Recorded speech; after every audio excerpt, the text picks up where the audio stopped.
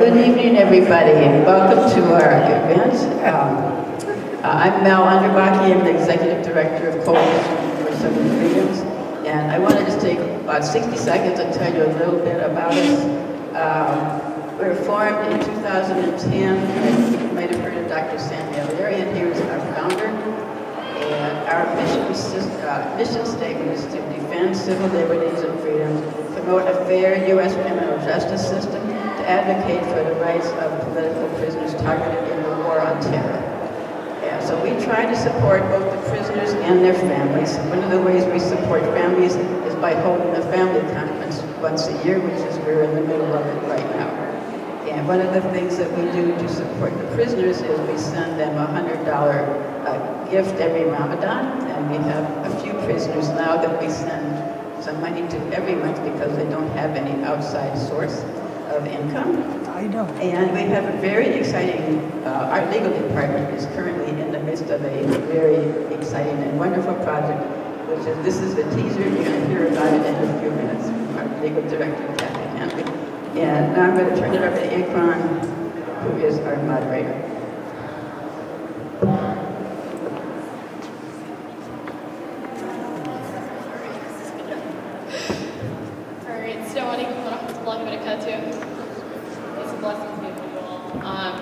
Good evening. Thank you guys for joining us tonight. I think this is a very special night for many reasons. We hold an annual family conference with Coalition for Civil Freedoms. And this year we're very grateful and honored that they are hosting it in Minneapolis so that the Minneapolis community can come out and benefit. So thank you for everyone attending. So the theme and vision, I'm hoping, that is relayed throughout this panel is that the concept of interconnected liberation. And interconnected liberation emphasizes the need for collective action and solidarity to dismantle systems of oppression. And liberation can't be achieved by focusing on individual issues in isolation, but instead it requires a comprehensive and intersectional approach because systems of oppression are intertwined and mutually reinforcing. And in that same way, our solidarity and struggle for liberation should also be intertwined and mutually reinforcing. There's a Somali mahma which is a proverb, I should clarify, that goes something to the effect of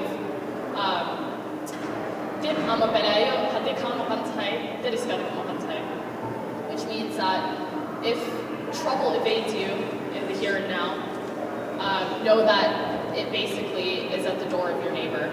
And I think this is true in more ways now than ever before, especially under Trump's administration. But we know that, an unextinguished flame only grows larger, and inevitably it comes knocking on your door. And so in that, with that in mind, I think, we're all here. Some of us are affected, impacted family members. Others of us are allies here in solidarity. But it's not unthinkable to think that this could have been any one of us. And so we'll hear from all the panelists here tonight, wonderful panelists, about a variety of different topics, and we hope that you go away better informed. I have Nida Abubaker sitting to my left here. She is daughter of the Holy Land Foundation, founder and CEO, Shakir Abubaker. We have Kathy Manley, who's the legal director for CCF, Jaylani Hussein, the executive director for CAIR Minnesota. Can you guys hear me in the back? Yeah. Okay. All right. Is this any better? Okay. Thank you. And then we have Steve Downs, who is a former chair member of CCF, still very much involved, although I think he likes to say he's retired. And we'll go ahead and start this panel with Steve. So Steve, there's kind of a reoccurring sentiment I hear often today, amidst all the chaos that we're kind of collectively experiencing under Trump's administration, that, there's sentiments of utter disbelief. people believe that a lot of what we're experiencing today is like completely unprecedented. So I want briefly, if you can kind of go into, address that sentiment really. Is this, in fact, unprecedented, or is there historical and legal precedent for all the things that we're experiencing, collectively experiencing under Trump's administration today?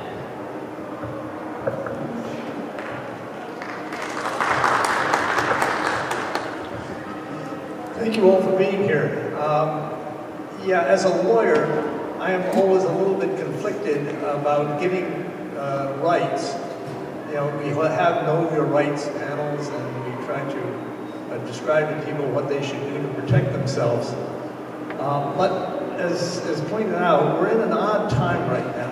We are in a difficult period of time where it seems as though we're faced with unprecedented illegalities by the government, pressures to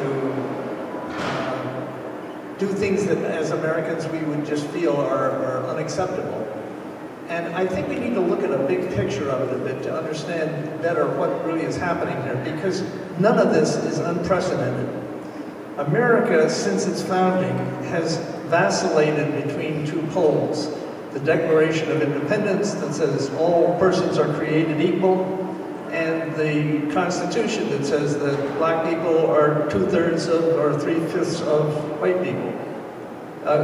In the Constitution we hear very clearly put down in print the othering principle, that there's going to be a group in the United States that will other, and when the necessary time comes, we are going to apply that othering. And maybe form racism or some other form of it, but we are going to treat some of our citizens as less than, as second-class citizens. So when we look at some of the assaults that we've recently seen from Trump on civil liberties in the United States, virtually every one of them goes back to a historic precedent that we have done in the United States. And it's very interesting that these particular assaults on liberty in the past come in a cyclical manner. They come as every 20, 30 years, there is this need somehow in our country to express this othering and to take some group and make them second-class citizens. So I just wanted to go run through a list of these and kind of give an example. Back in 1919, right after the First World War, there was the Palmer Raids. This is when a hysteria developed over communists. And the country was just terrified. The communists were going to come in, they were going to take over, they were going to blow up the buildings, there were going to be insurrection. And so the Attorney General, Palmer, of the United States, went out, found as many communists as he could, stuck them on a boat, and sent them off to Russia. No due process. And exactly, if you look at it, it's almost exactly parallel to what Trump just did when he ran around, rounded up a bunch of Venezuelan immigrants and decided that he was going to send them off to El Salvador.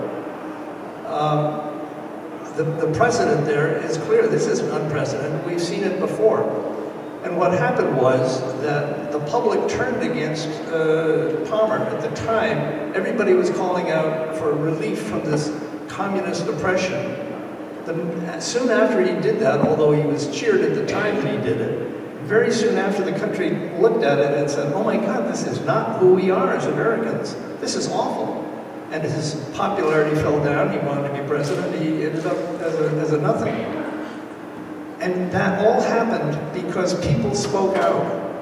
They were angry at what he had done, and they didn't keep quiet about it. And this is the lesson that I think I'm trying to suggest here. In 1942, we had the detention of the Japanese. And that was based on an Alien Enemies Act that had been passed that said that if you are an alien of an enemy that we are fighting a war with, and it had to be a war, then they could be detained or deported.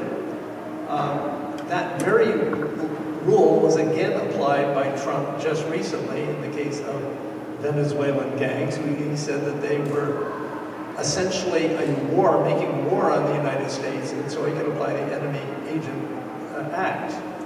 Now, this is in the courts. The courts have looked very unfavorably on this. I don't think they're going to accept it. I think they're going to say we're not at war with Venezuelan gangs. They're not invading. But the point is that this is not unprecedented. This is definitely precedented. And at the time, the U.S. detained over 100,000 Japanese, some of them Americans, a lot of them American citizens in concentration camps. And afterwards, people began to realize in horror what we had done, how we had abused the Japanese, our own citizens that we had done this to. And in 1988, government formally apologized to the Japanese and paid reparations for it. Once again, there's pushback. You're not going to get away with treating people this way. In this country, we still have principles that all people are created equal. In 1954, there was a lot of Mexicans were in this country doing jobs that had formerly been done by Americans, except that the Americans were now over fighting in the Second World War. And so they brought the Mexicans in to do the jobs that Americans weren't available to do. But now the war was over, the troops had come back, and they wanted to get rid of the Mexicans. So what they did was they sent in a whole bunch of army to round them up, and they sent about 1 million Mexicans back to Mexico. And this is referred to as Operation Wetback. How clever of the administration to find a racist name for a racist policy. And so once again, there was a big pushback from this. It has never been done again since. But once again, Trump reached out and declared he was going to use the army in the same way that they used it for Operation Wetback to send all the Mexicans back. In 1950 to 54, there was another communist scare. This was the second communist scare that McCarthy raised, in which he would go around accusing people of being communists and getting them thrown out of government and so on. Again, after raising lots of accusations against people in a very similar way that Trump is raising accusations against people today, the public turned against him, and a few years later McCarthy was censured. And it happened because people would not tolerate this. They finally spoke up and said, you cannot continue to act this way. And after that came COINTELPRO. This was J. Edgar Hoover deciding that there were too many radical groups in the country and that they were going to get together and they were going to take over the government. There would be a black messiah who would unite all of the dissidents and they would take over the government. And we had to protect us against that. So he launched this program to go after the Black Panthers, particularly also the war protesters, and a bunch of other dissident groups in the United States. Eventually, the illegality of what they were doing was exposed, and the program was shut down. But within, I believe, a year of shutting it down, the administration opened the war on drugs. Because by changing the name, you could continue to do what you did before, which was to harass people, put them in jail, lock them up. And the war on drugs became the war that ended up with mass incarceration, particularly of people of color in the States. And again, there was a big pushback from that. Not as big as it should have, not as soon as it should have, but it was people speaking out about it, not being afraid, but saying, this is wrong, we should not be treating our citizens in this way. And then, of course, following that, we have the war on terror, which is, again, a continuation of the war on drugs, but this time aimed at Muslims. So that is a kind of a history of how the United States has, every 20 to 30 years, gone out and othered other people very dramatic ways, and how in every case the Americans pushed back against and said, this is not who we are. We still believe all people are created equal. That is the dilemma that I, as a lawyer, face when I talk about these issues, because on the one hand, I want to protect my client. If clients come to me and they say, what should I do to protect my rights? I would say, keep quiet. Don't say anything. Don't volunteer information. If a FBI agent comes to you and says, I want to talk to you, you say, give me your card, I'll have my lawyer call you, and close the door. You know, these are things that you can do to protect yourself. But that's not the way we as a society must protect ourselves against the kind of abuses that I've just outlined here, the othering of other people. The only way as a society we can protect ourselves from that is by speaking out.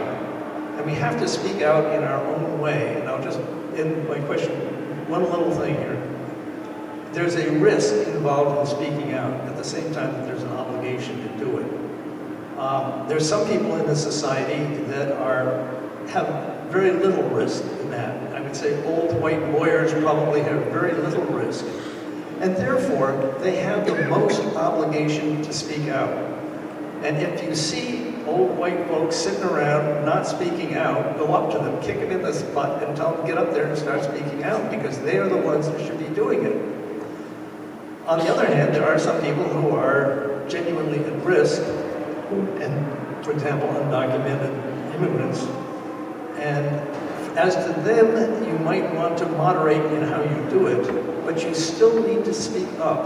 You still need to talk to your friends, your neighbors, and in language that is not going to get people into trouble, express opposition. Because every time somebody speaks out publicly or to friends, it is a center around which other people can unite, and opposition can grow.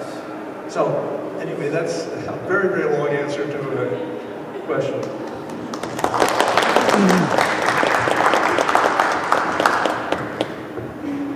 No, thank you. That was really helpful to even follow that linear historical pattern.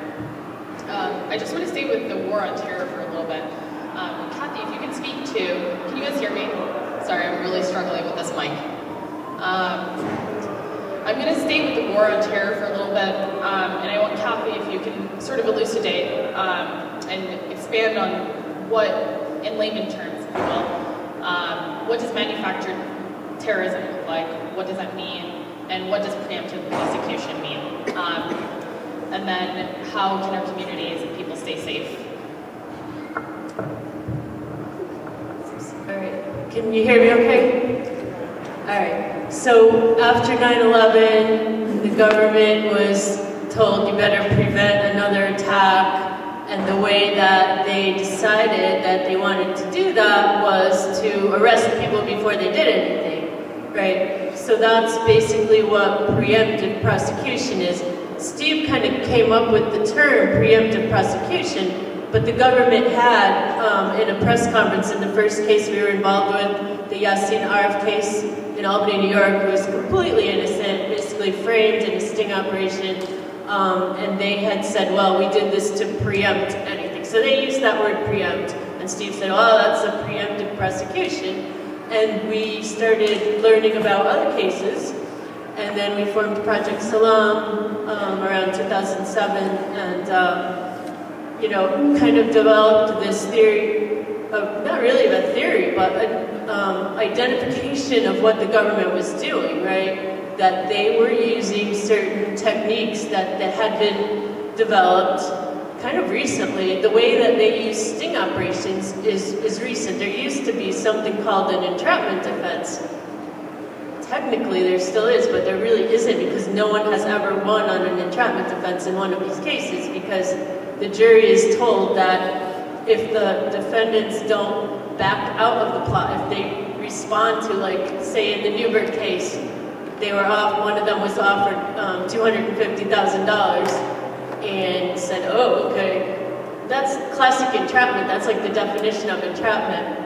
But the jury is told that if they accept that and they say, okay, then it's not entrapment. So that means there's no such thing as an entrapment offense. So that's a huge problem. They use these, that's manufactured terrorism right there, right? The Newberg case is a good example. They had no interest in anything, they just wanted that money that they were offered. That's completely manufactured. And there's also the material support law that they're able to use.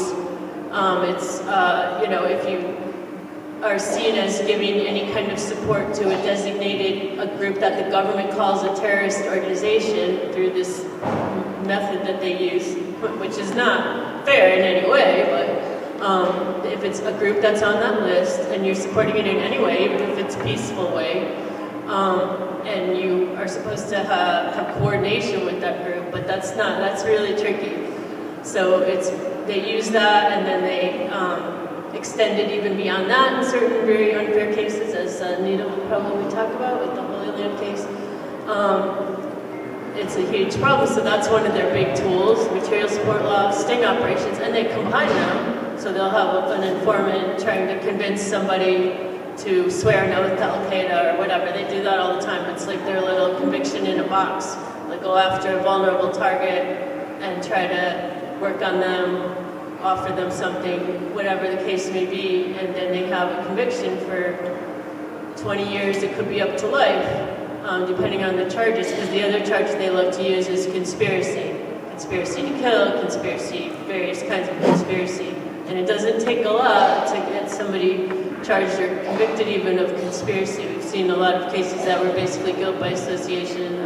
So yeah, that's what they do. And then there's also secret evidence, which is kind of goes along with the rest of it, where even the defense attorneys don't get to see the secret evidence that the judge gets to see. So that's a big problem too, because we don't know if it's fake, because a lot of times it is. How do you protect yourselves? I forgot that was the second question. And I would say be careful about even talking about like designated groups. I have a handout in the back there. It's called Know Your Constitutional Rights. And on the back page of that, it's on the table where you walk in, there's a discussion of material support, and there's a link to find out who's on that list. Trump just added a bunch of Venezuelan gangs to the list, whatever. And so you can see how it's a strange kind of list. But there's a whole lot of Muslim groups on there, Hamas is on there. So you gotta be really careful if you have any connection or even say you like one of these groups. You gotta be really careful.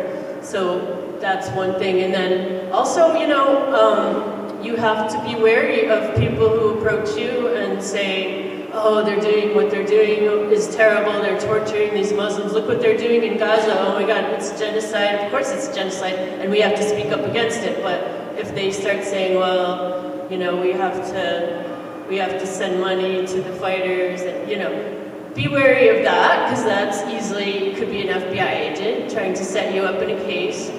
And you need to protect yourself, and you need to protect your children, especially because they might be more vulnerable to that. Young people don't always think everything through, right? Their brains aren't fully formed yet.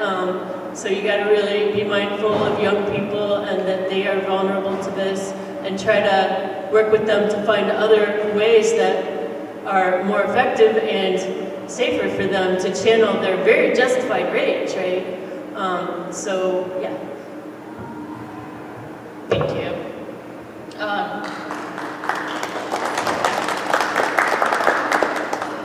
want to move on to Nida here, who actually, his father faced a classical sort of manufactured terrorism case. Her father was Shukri Abubaker, should use present tense, he is still her father.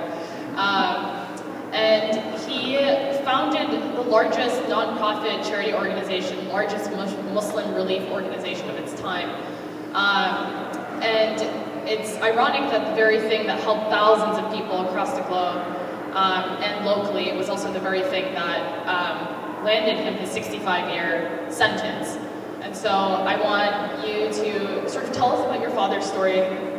Tell us what was the inspiration behind the founding of the Holy Land Foundation, and what happened. Yeah. Thank you, Ikran. First off, I just want to thank CCF for putting this together and for having me come in all the way from Dallas.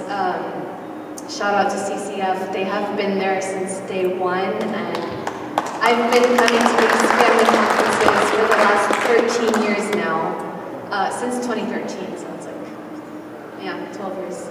But yeah, I think right now they are the most important organization to support because the whole political prisoner issue is at an all-time high, and they are helping not only the inmates, our incarcerated loved ones, but they are helping us as well. They're helping us heal, they're helping us educate ourselves, and in so many more ways. I can't even put into words how much I'm grateful for my CCF family. So going to your question, the Holy Land Foundation was the largest Muslim-owned charity in the USA, and it was growing to be the largest in the world. And it was founded in 1987 around the time of the Intifada, which is like the Palestinian uprising against the oppressive occupation, the oppressive government that is Israel. And that happened around the time of my sister's birth, Sanabin. This was in 1987. She was born in Indianapolis, Indiana, with 3 chronic illnesses, 2 of them being thalassemia and cystic fibrosis, which were pretty rare back then in the 80s, or like the cure was pretty rare, but she was getting the best medical attention anyone can get. And so he was in the hospital room, watching the news, looking at Palestinian children, images of Palestinian children, and he's thinking to himself, what makes my daughter any different than them? She's Palestinian too, but she was lucky enough to be born in the USA and lucky enough to be getting this medical attention. I want to give this to those kids over there. And that's how the birth of the HLF came about, with the birth of my sister Sanabin. She was the inspiration behind the Holy Land Foundation. And that's what people don't understand, because they read about it in the news, and that's that. They don't know the true story. So they moved to California, and Sanabin was ongoing treatment over there, and he and his best friend Hussein al-Ashi established the HLF, and then they eventually moved to Dallas, where the headquarters was based, and then I was born a year later. And yeah, we lived and breathed the HLF. My father considered the HLF another child to him. You know, they helped the needy all over the world. It wasn't even just in Palestine. My father was constantly traveling from country to country. They had an office in Brazil, my father's hometown, and they had an office in Jerusalem, I believe, and Hebron. They had an office in Jersey, Dallas, so many offices all over the world. But what was their crime? Their crime was feeding hungry orphans and sheltering hungry orphans in Palestine. And they helped thousands of children get an education in Palestine. And here's the thing. The biggest threat to Israel right now is an educated Palestinian. That is the biggest threat. Because how are we going to help our country reestablish itself? How are we going to grow as a people? It's through education. And that's exactly what their government does not want. So they saw the HLF as a threat, and they shut it down in 2001, just 2 months after 9/11. So they used that as the perfect time to shut it down. Because to the average Joe, the average American, they're going to see that in the news and be like, oh, look, they're fighting the war on terror. Without knowing that the HLF has been under investigation by Israeli orders. And without knowing that the Israeli Prime Minister visited Bush the day before, asking him to shut it down. And I remember my dad saying something like, that year, the year they shut it down, they actually hit the highest amount of donations they have ever hit. And yeah, that was scary to them because here they are, 5 successful Palestinian men, helping their own people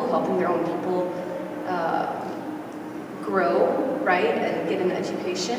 And by the way, they didn't only help, I think I already mentioned this, but they also helped our own brothers and sisters here in the US. When the Oklahoma City bombing happened by the terrorist Timothy McVeigh, not even a Muslim guy, they were the first people to go out and donate their blood. I have a video of my dad donating his own blood to the victims of that terrorist attack. But they're not going to call it a terrorist attack. They're going to call the person donating his blood a terrorist instead. Why? Because he's Palestinian. Simple as that. And it was very evident that this was a racist and Islamophobic case throughout the trials. And just to backtrack, in 01 they shut down the HLF, and then in 04, that's when they raided our home, came in with guns pointed at our heads, threw us in the living room, took my dad, kidnapped him. For 10 days we knew nothing about him, and took him away. And that's when the indictment happened. So going to 07, the mistrial happened, and it was such a ridiculous case that the prosecutor, one of the prosecutors, ended up leaving. And he said this, he said, it's a waste of time and money. He did not want to be a part of a case that had no meaning, no nothing. There was no point of it. That was his, that's what he thought of the case. So when the mistrial happened, the judge asked, are y'all gonna want to take this to court again? And the prosecutor said, yes, we're gonna take it to court again. The very next year, they came in with more lies, fabricated lies. I remember sitting in the courtroom just as a 14, 15-year-old, laughing at how ridiculous the evidence is, laughing at how they're criminalizing the Arabic language, a language that Christians, Muslims, and Jews use, okay? They're sitting here telling us that the words inshallah and mashallah, okay, are used by terrorists, when Christian Arabs use those same exact words. And we tried to fight it by counter, that was our counter argument. And, you know, it means nothing to them. Why? Because they're saying 5 men with beards, Palestinian, Muslim, like none of the evidence is gonna get through their head. They were very strategic with who they chose as a jury. They got, like, think of blank canvases, right? People who knew nothing about Muslims, nothing about Islam, nothing about the Middle East, nothing about the conflict, none of that. So yeah, it was very outlandish, and they did something very unconstitutional, which is they got an anonymous witness, an Israeli anonymous witness. For all we know, he could have been an actor, hired by the government. We don't even know his real name. His name is Avi, the name they gave us. And he was present. I remember exactly how he looked. He was like 4 feet tall, no backbone, nothing. But it just speaking lies after lies after lies. And I think one thing that really made the prosecutors upset was seeing our looks, like our faces, whenever we hear the lies. We're smiling, we're laughing, because it's so ridiculous. And to them, I don't think they understand, like, just how we are in our culture. We laugh in the face of adversity. We laugh in the face of injustice, because we know that the truth is gonna prevail eventually, right?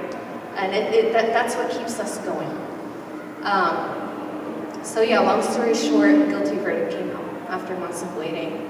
I remember the judge saying guilty, guilty, guilty, and I stood up and I started yelling at him. That's something like almost unheard of in a federal court. I stood up and I yelled at him at just 14, 15 years old, and he was about to arrest me. He told me, you better sit down, young lady, before I have you arrested too. And I looked at him. The guards were around me, about to arrest me, and I'm you can't do that. She's only a child. And he was very embarrassed by the things that I said. I said, my dad's not a criminal.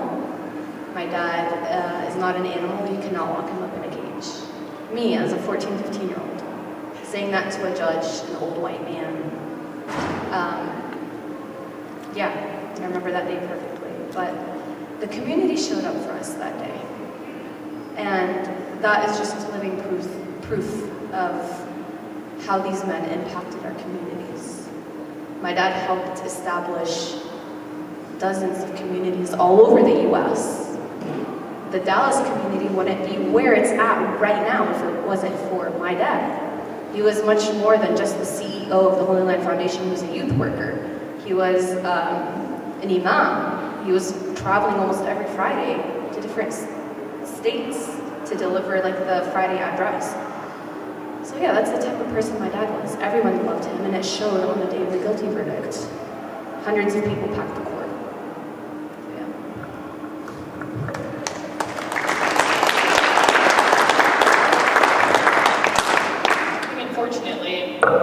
That story is not the only story in this room. It is one of the most outrageous stories I've heard, but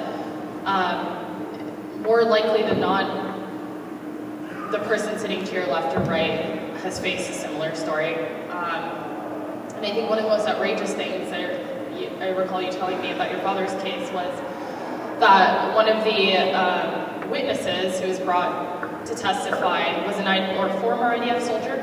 I think that was that. Okay, yep, former IDF soldier who said his testimony in the courtroom that he smells Hamas in the room. And so it's just things like that you think, there's no way something this brazen, this bold will happen in American, sort of justice system, in the American courtroom, and yet it plays out time and time again. And so I just want to hand it back to you, Nida, to tell us a little bit about what your father's condition is like today, and how his struggles, what he's currently facing, is connected with what's happening in Palestine, and then sticking kind of with the theme of, interconnected liberation and struggles. So my dad has been imprisoned since 2008. And in 2009, they got their sentencing of 65 years. For humanitarian aid, nothing more than humanitarian aid. And it's a non-violent offense, nothing, like there was no crazy thing that he's ever done to even get a 65-year sentence. Actually, the sentence is so crazy that one of the jury came up to my sister in tears, saying, "I'm sorry." She said, "I'm sorry if I had known that he was going to get 65 years, I would not have put in a guilty verdict." What does that tell you? That it tells you that the evidence itself was so lame. The evidence that they saw does not even deserve a 65-year sentence. So because of the amount of years that my dad got, they put him in a maximum security prison. Before that, he was in a CMU. And for those who don't know what a CMU is, it's they call it a mini Guantanamo, because everything they do is monitored. And I want to say like maybe roughly 85%, I don't even know the number, but most of it is Muslims, young Muslim guys. So after the CMU, they put him in Beaumont, Texas, deep in the south, on the border of Texas and Louisiana, in the middle of nowhere. And this prison is so bad that my dad actually witnesses people getting murdered in front of him all the time. It's a norm there.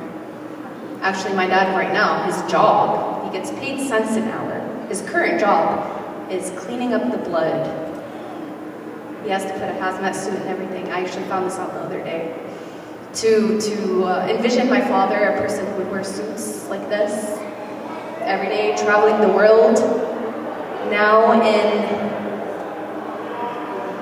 a dungeon, cleaning the blood of murdered inmates.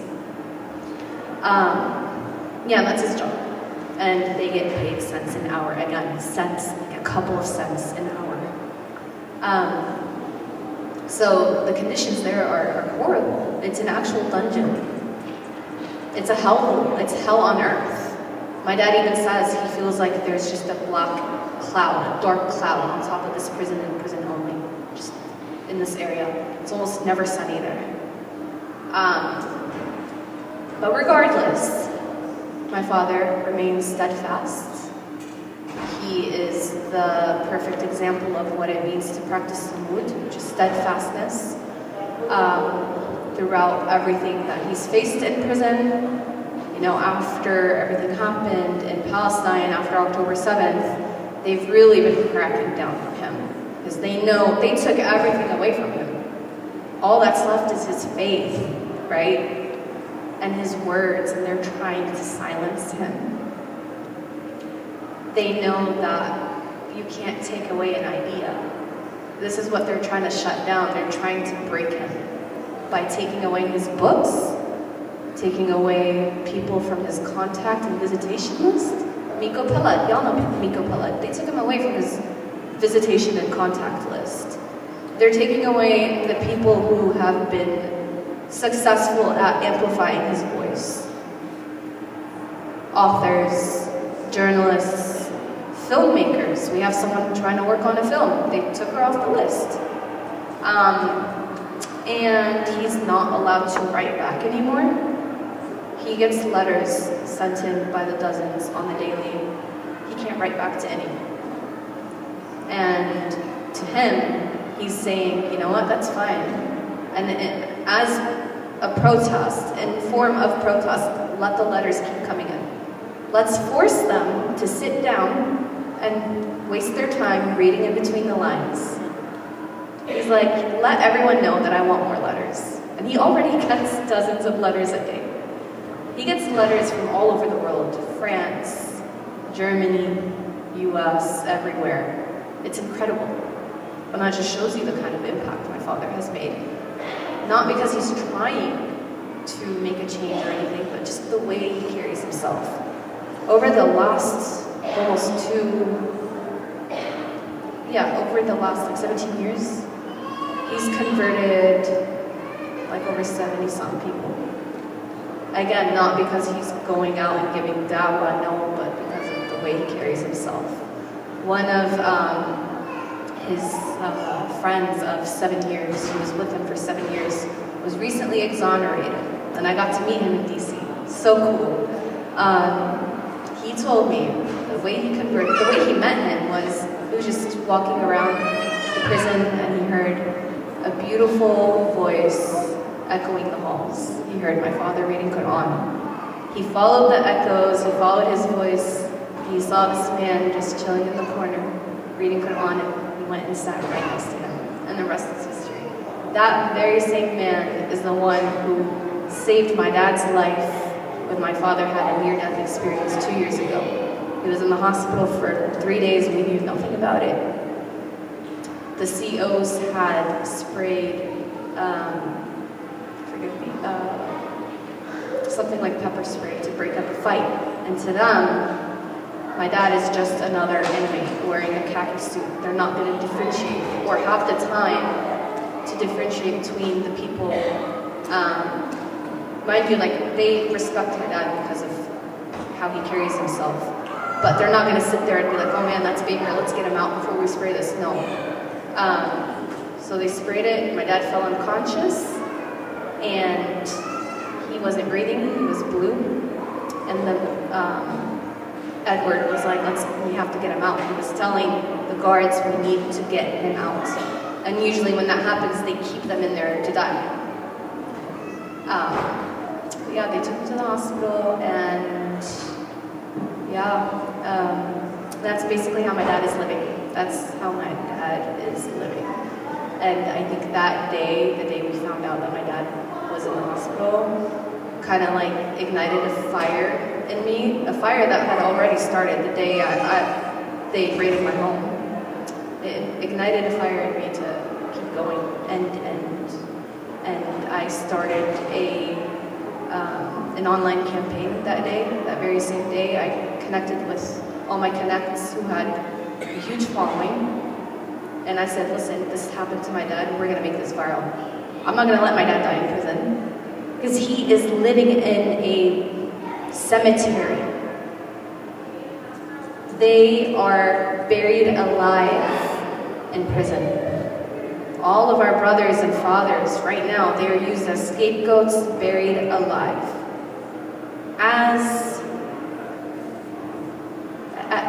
They're buried as scapegoats to say that they are fighting the war on terror. But really, the only victims of the war on terror are our fathers and our brothers.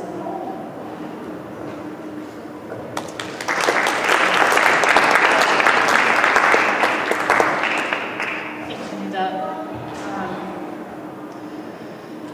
I think hearing stories like this, you oscillate really, at least I do. My experience is I oscillate between hope and hopelessness. And because the nature of these things are so systemic, it almost feels like, you're in the belly of the beast and you can never, it's a classic, David and Goliath story.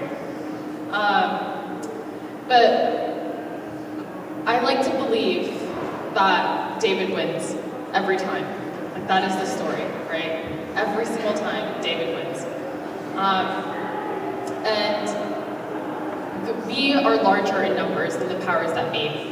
Our voices, as small as you think they may seem, are actually in fact mighty and powerful and capable of influence, right? Like every person has a small circle of influence or a large circle of influence depending on who you are, but you have a circle of influence. And so we have, a duty to spread the word, to advocate for these people.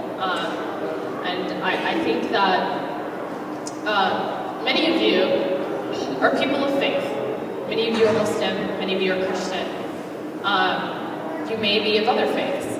But I think that, at least from an Islamic perspective, I can say that Islam is a living thing, right? It is a thing that demands not just stagnancy and not just to witness a thing, but to change it, and to change it with every fiber of our being. And even if that's as minuscule as speaking out.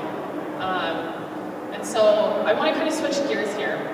And I think that because there's so much fear about speaking out, Jaylani, I want to ask, a lot of us have social media as an outlet for advocacy, and that's also a way in which cases are manufactured. It's a very easy and susceptible way in which a vulnerable person or a person who's filled with angst and wants to, better the condition of the world can find themselves in an entrapment case. It's very classic. I think that's the story that we hear the most.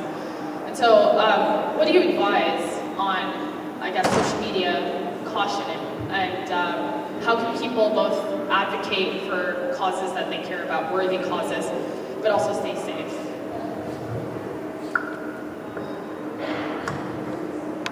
Thank you, Kanan. And first of all, again, I want to thank you all for being here, and to all the families that have traveled from different parts of the United States. Welcome to Minnesota, and to the families here from Minnesota. Thank you for being here. For our guests who responded today to be part of this event, I want to thank you. Before I answer that question, I just want to share with you that personally for myself, as someone of faith, as Khan was mentioning, all of us we draw upon our faith in difficult moments and challenges. And so I'm a firm believer that Allah subhanahu wa ta'ala, God, the creator, is in control. Not Trump, not a judge. God is in control. And I personally believe that these powerful stories that your families have is a testament to you. God will not put on something that you could not bear. But also God is challenging the rest of us who may not be in the same predicament to see what we're willing to do to respond to the stories that you live in.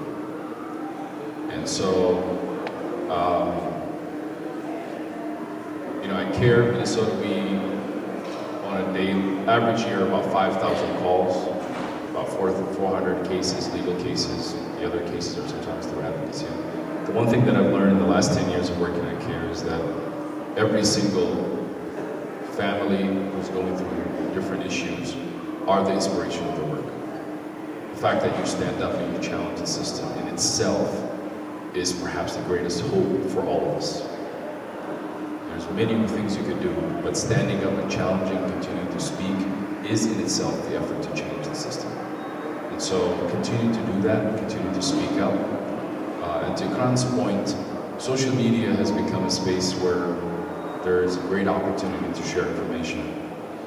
But at the same time, I think it's very important to recognize who your audience is, how you're sharing information, and what you intend to do. Unfortunately, social media has also become a space where it's almost,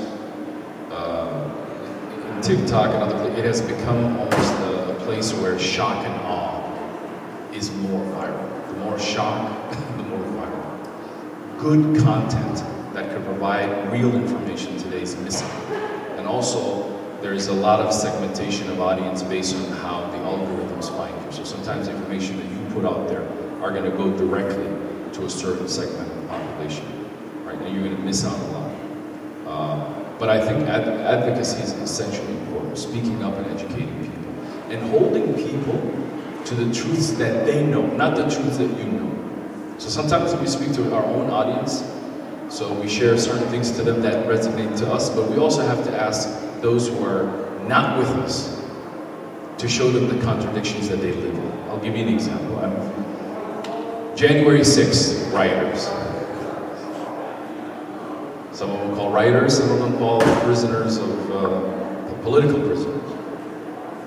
The point I'm trying to say is that we saw what we saw on January 6th, or at least what was reported to us. Many of us know exactly what that meant. And here comes a president who's willing to pardon every single one, including the ones who attacked law enforcement. And the same people who said protect law enforcement are the same people that attack law enforcement. But irregardless of that, there's an entire population who believe political persecution exists, including President Trump himself. He believes that there's political persecution. That does not mean in any sense they will liberate us, but there's a contradiction that actually is out there that we have to be able to present. So the one thing I'll ask is, do not speak only to the people that you have your base. Continue to educate your base, continue to bring them forward, but continue to build bridges with other people who have just not heard your story. And find ways and languages that work for them, not languages that are co-opted. And then the last piece I will just say is this, is that the liberation is in our hands, not in the politics or the political parties or the politics of the moment. You know, Steve mentioned earlier about this pattern. I call it political fear, the manufacturing of political fear. In order to win elections, you have to create fear. People remember fear. People do not remember policy. They remember what they're afraid of and who's going to stop them from that afraid of. One of the interesting things is that the KKK nearly died. I mean, not died, but like they kind of faded away. But it was the movie that they actually produced to reintroduce the KKK, to reintroduce the racism of slavery back into the 1920s and 1930s that propelled again a different version of the KKK. The 1930s KKK were the KKK like the Kwanzaa Club. They were everything. They were politicians, they were politics. They weren't just, unfortunately, hanging people from the trees. They were actually part and parcel of society, and they were accepted. In fact, people needed like the KKK stamp to even exist. But what really the KKK did is that they understood that people were fighting on the lines of getting a job. And so they used the union language of saying those people are taking your jobs, right? And so we're seeing the same manufacturing of lies again. But we, as our advocacy, need to be able to speak on both sides. But at the same time, be safe. Meaning, this is not the place to have your anger fight, right? If that audience on the back end does not understand the context of how you're sharing that information. Share, and then the other thing is this, don't share once. Continue to share. You know what interesting things are? I almost feel like a like, a reshare, cost people something. Like CCF will put something out, people will look at it, they won't share it, right? Or they won't say something about it. There are actual information that does not cost you anything that you can share. But you just look at it and you don't share it. The other one is when you get into what I call the blog fight or the message comment fight. Okay? There are two ways of going about it. If you're tough enough to fight it the whole day, go ahead and there become a keyboard warrior for the whole day. But my recommendation is, majority of those people are trapped. You can't win with their questions. There are sometimes prefabricated questions, they're gotcha questions. You're just not going to win. They're going to say those racist things. They're going to say. But here's one thing we do, especially here, most of you from Minnesota here. In Minnesota, if you just type in that comment section, hey, do you know what the weather is? You'll completely sidetrack the whole conversation. That one racist guy in the background is like, hey, get back to the topic that I was talking about. And then the rest of the people are like, I think it's going to be sunny. I think it's going to be. There's a conversation with that person will be drowned out. We can win those spaces if we understand how to. But here's what most people do. Type. I don't know, it's good enough. Delete. Type again. Delete. Type. And then enter, and then here comes the haters, and then for the entire day, your whole day is upset because bing, something comes up, another hater. And then by the way, your friends are not on there to defend you, so you're waiting for some defense, and then you feel so bad after that day, you're not going to do anything again. So my recommendation is, maybe you come up with a beautiful quote, something you read once in your life, or something. Just drop it in there, and just keep dropping quotes. Just take over the space. You don't have to actually have a conversation about that. You just own that space. And the haters will have less time to anger.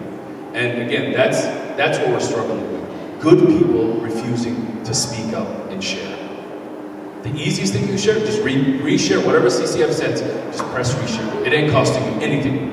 It's not like Facebook's gonna send you a bill for 39 cents for a reshare. But for some reason, you just are like, no, I don't know if I wanna share. There's so much good news, share that, start with that, and don't get caught up in the fights with the trolls. Some of them are Russian trolls, by the way, or bots, right? Focus on owning the space. And here's what I'll end. We have an absolutely unique moment. And to all the families who are here, and to all of you, this is a unique moment. For the first time, Gaza has unraveled the American Muslim community in a way American Muslim community is. Most Muslims do not care about civil rights, don't think Islamophobia really exists. If it does, if it's a little thing out there, most people have never felt this moment where they feel their existence and their identity is being questioned by everyone, by the way, not the state. After September 11, it was the government that was coming after you. Now, your existence, where do you stand on the issue of Gaza may cost you your job, may change how people look at you, and people are now afraid to even say certain things. And we've seen now people who have been fired, not for something they have written, just a conversation they had amongst people.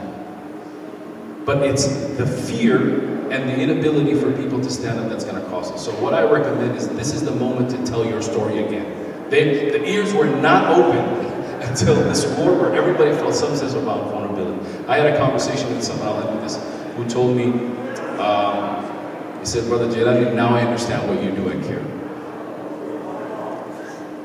He says, I didn't understand, now I understand.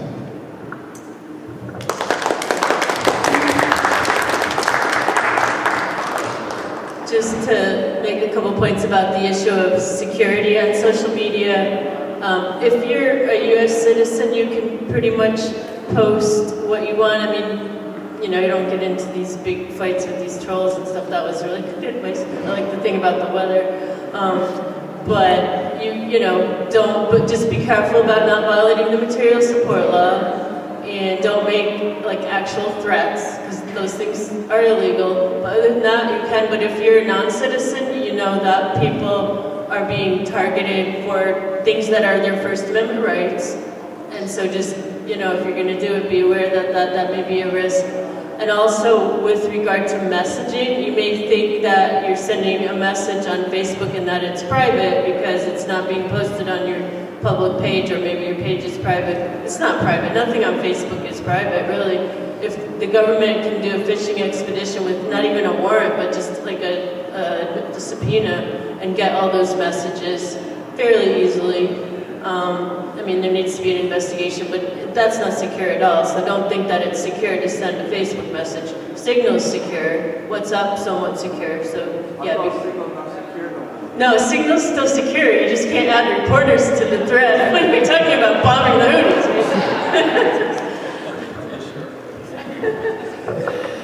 That's a big flop on their part, but. Did they not the Signal guy? No. No, fine. They just accidentally put journalists in the group chat who then infiltrated, who basically were the ones who whistle-blew the entire operation. But at that point, it had already happened. So, yeah. So I mean, I think that's important. That's the next question I was going to ask you. Really, there's a gradation, sort of risk tolerance and forbearance depending on your citizenship status, depending on your levels of privilege, right? Like. Steve was saying, go find all your, white lawyer friends and kick them in the butt, right? Because very likely they're going to be the folks who face the least amount of repercussions. And so I think that, just a slight disclaimer, yes, you do have the rights to be able to express yourself and advocate for the causes that are worthwhile, but do it with, the sort of caution in mind as it relates to your citizenship status and other considerations. Yes. And your stories are powerful. Your stories are powerful. And don't be afraid to tell them. They are the best thing that we've got. And it's not so much. Yeah, well, your stories are great, and don't be afraid to tell them and share them. People need to hear them because it will change the way they look at the big picture.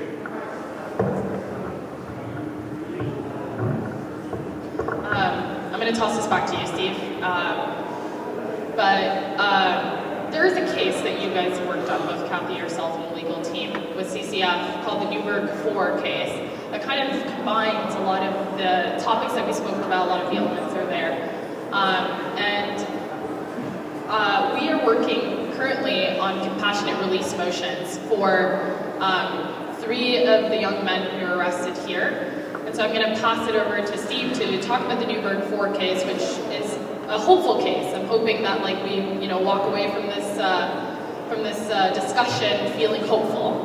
And this is one of those cases.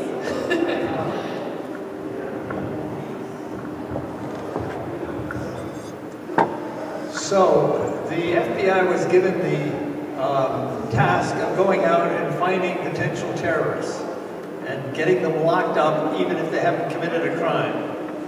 And so, of course, entrapment was the preferred method, and they sent people out there to do it. And one of the people that they picked, a sociopathic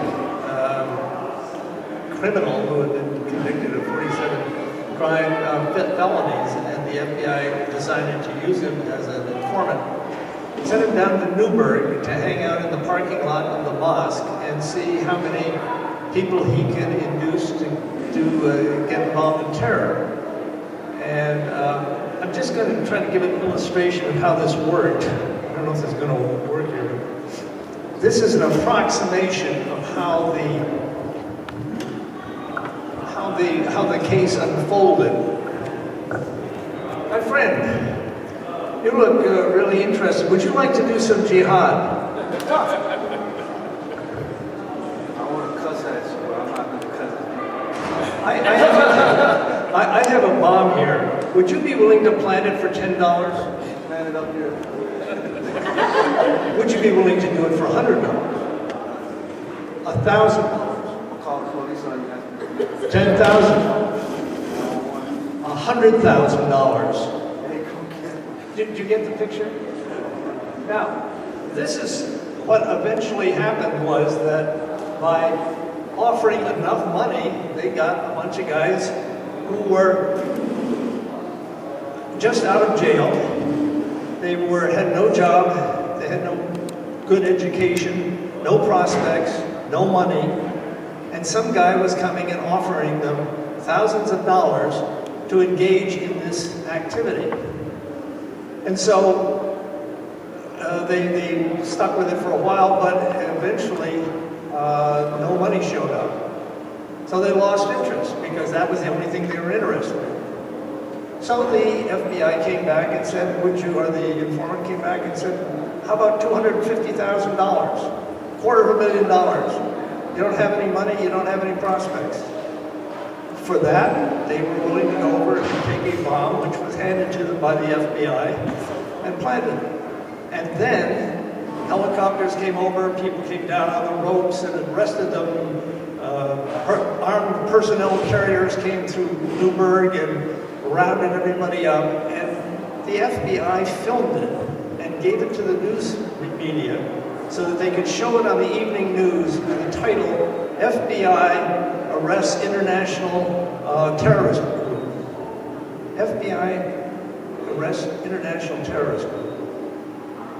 And if you think about it, to me, this is one of the most outrageous cases that we have. We have a lot of outrageous, but this one is particularly outrageous because here you have young, very vulnerable guys, poor, needed a lot of help, and what does the government do? They turn on them, force them into criminal conduct, and then use their criminal conduct to boost the FBI to show what a great job they're doing. Is that what we want our government to do? I mean, this is crazy. So anyway, they ended up in jail, and they, let's see, what did they get? 25 years. 25 years, oh, yeah, right, yes. And I'm going to turn it over to Kathy because she did a really wonderful motion, and I'm going to tell you what happened. You're going to tell me? And then we'll talk. But I want you to Just this. All right. Well, yeah. So I'll start out by saying that in 2019, a federal law called the First Step Act went into effect, and it, for the first time, allowed people to file compassionate release motions directly to court. It used to be that the Bureau of Prisons would have to grant compassionate release or agree to go to the judge. And that never happened. That essentially never happened. It happened maybe a couple of times, but basically people would die before that happened. It was for terminally ill people. But this law said that compassionate release, it was originally thought of as for people that had serious medical conditions or were terminally ill, but the law said that release can be granted for any extraordinary and compelling reason. So it kind of opened up a real area there to work in. We've been working with CCF since 2010, and we never had any way to try to get these people out legally, really, because they already lost their appeals, they lost everything.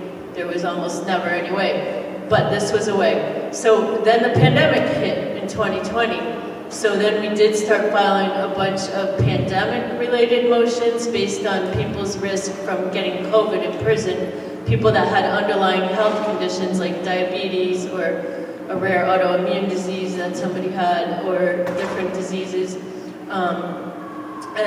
We won 3 of them at that time, and 2 of those were in Minnesota. The same judge that has Gulad and Muhammad and Abdurrahman's case, Judge Davis, he granted for Hawal Hassan and then later for Amna Ali in a material support case. They got released. Amna still had a lot of time left. Hawal had some time left. So we did, those were, and then we won one other one also out of Illinois. We lost a bunch of others, unfortunately. So then we filed for the Newburgh 4. We had actually 3 of them, and the other one went with the public defender later. So we had 3 lawyers, myself, Steve, and Amit Gupta, our other CCF lawyer, and we argued that we couldn't even argue that they were entrapped, because you can't argue that the people are innocent in a compassionate release motion. You have to accept the fact of the conviction. If you try to argue they're innocent, it'll get thrown out of court. It's crazy, but you have to just argue that the sentence is too long. So we argued that the sentence was manufactured by the government. This 25-year sentence was actually a mandatory minimum sentence. The judge didn't even want to give them that much because she knew that it was entrapment, but that the law allowed that, right? And so we thought, well, now she can say that that's too long under the compassionate release motion, and she did. It was a really good decision. She's quite a writer. And she's pretty flamboyant in her words, and she said the FBI invented the conspiracy, identified the targets, manufactured the ordnance. It was a fake missile, same one that they used in our case in Albany, I think. And then she also said the government used an unscrupulous operative to inveigle 4 impoverished men into agreeing to commit serious terrorism offenses that they never could have dreamed up on their own. These guys, all they wanted was the money. They didn't even want that much money. They had nothing. So they were released, except for one who has severe mental illness, and unfortunately, he would be deported to Haiti if ICE got him, but he's got civil confined right now, so that's a huge problem. He never should have been arrested because he didn't understand what was going on at all. It was horrible. But the other 3 now are out and doing well, I believe. So that was a big victory for us.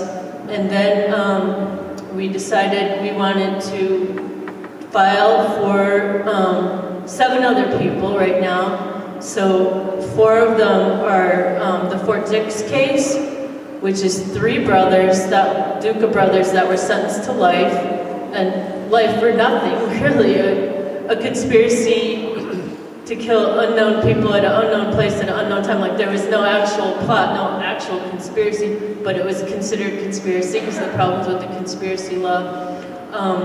And also their co-defendant, Serdar Tatar, who got something like 30 years, and he tried to call the police on the FBI informant, and he still got 30 years.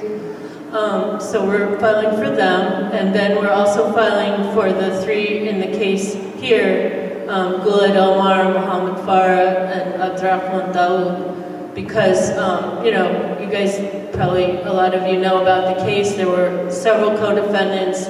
Most of them were offered a bargain to plead to material support and get sentences around 10 years, more or less. And they're all out now. There were going to be 2 of them here, but we saw one. Hamza is here. Is Hamza here? Zachariah? Anyway, is he here? Ikran's brother. So they're out, but there were 3 members that were charged in this. I mean, they all knew each other. They were all friends. And 3 of them were not offered the plea bargain, and so they would have been pleading guilty to conspiracy to kill. Like, that's not a plea offer. You could, get sentenced to life. Why would you plead to that? So they went to trial, and they got sentenced. Guled got 35 years, and the other 2 got 30 years. So they still have a lot more to serve, and we thought, hey, this is Judge Davis. He didn't like them at the time of sentencing, but maybe now, after he's granted release to 2 of our other cases, maybe now we can convince him that it's time to release these guys. They've done well in prison. They should have been offered the deal. They weren't really doing anything any different than saying anything any different than the other people, really. Why weren't they offered the plea deal? That was up to the prosecutor. He just didn't offer it to him, he or she, whoever it was. And so that's really So that's really unfair. And so that's one of our extraordinary and compelling reasons. And another one is the terrorism enhancement applies in these cases. And what that does, so there was this idea after 9/11 that terrorism cases are so severe and you can never reform these people and they're just always going to be terrorists. And they weren't terrorists to begin with, but so what it does is it increases the sentencing guidelines range there's like a formula, so it increases it by 12 levels, that puts it really high up there, and then it increases the criminal history level, which is totally ridiculous because most of the people had no criminal history. These guys had no criminal history at all. They were very young too. which is another reason that it's unfair. And it puts it up to the very highest criminal history level, like for career criminals that have tons of felony convictions.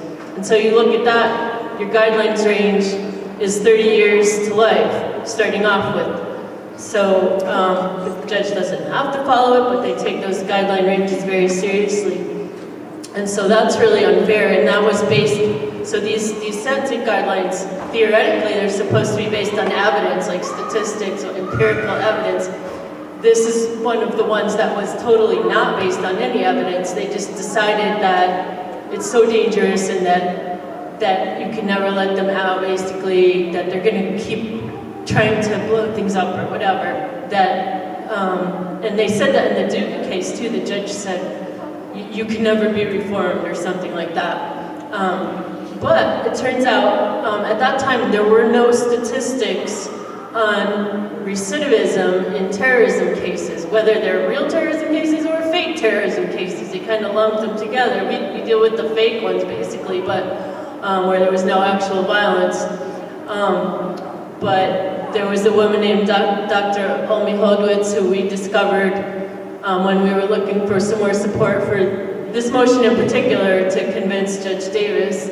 And she did a study over the last few years studying recidivism rates in terrorism cases in the US cases. And the overall recidivism rate for all crimes is something like 30%. So guess what the rate is for terrorism cases? At most 3%, and even that, none of them involved more terrorism. And many have been released. Like some people think, oh, these people are so bad that they never get out. Well, guess what? There's been like 100 people that have gotten out, and none of them have been arrested again. You know, and if they did, it might just be like a probation violation or something. So that's powerful evidence against their argument that these sentences should be so high. So that's one of our reasons too. So yeah, and there's other reasons, but we're really hopeful. We're going to be filing these in the next couple of months, and we're going to be collecting letters of support very soon. Just talking about that the sentences were too long, they weren't offered the plea deal, anything good that you know about these young men to let the judge know about. So we're hopeful that they will be released too, like their co-defendants.